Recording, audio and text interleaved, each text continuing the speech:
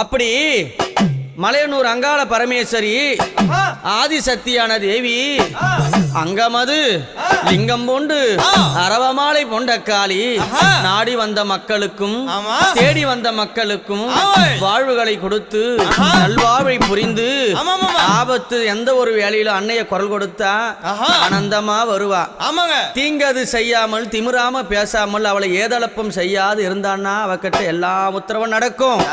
தீங்கது பேசி அவளை எப்படி ஏதளப்பமா பேசினா ஒருத்தரையும் வாழ விட மாட்டா.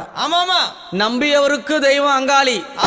எப்படி நம்பியவருக்கு தெய்வம், நம்பாதவர்களுக்கு யாரு அம்மா? நம்பாதவர்களுக்கு அவளே மகா பெரிய பிசாசாவா. அப்பேர் கொண்ட சக்தி எங்க அம்மா எப்படி வரானா, எம்மா பழுத்த சட மார்பில் ஆட பச்சை போனோம் எழுந்தாட பத்தினியால